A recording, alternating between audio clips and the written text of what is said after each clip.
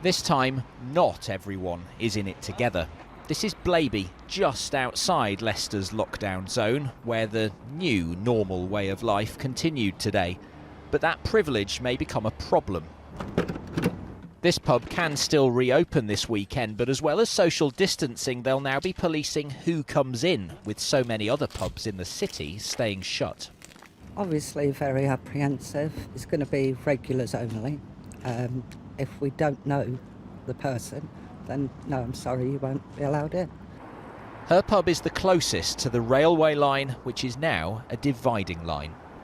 For everyone who lives on this side of the bridge, coronavirus restrictions just got tighter, but for those who live just the other side, things will continue to ease up. The trouble is, thousands of people bring their everyday lives through here several times a day, raising questions about how this can and should be enforced.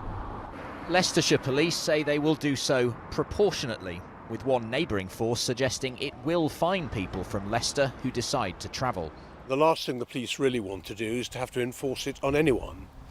But the real onus, the real pressure, I'm afraid, is on those who live in Leicester. Some still aren't sure whether the rules apply to them.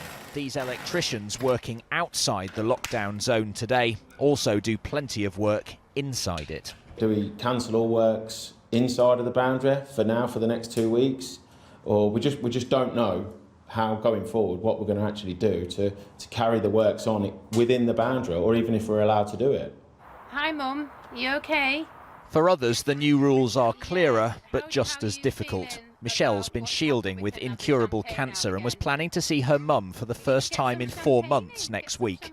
She lives just inside the zone.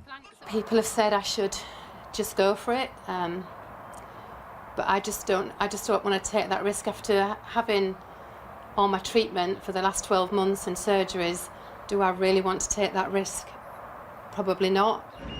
The authorities here hope the majority of people will share that attitude, but enforcing the rules may be harder now that they don't apply to everyone.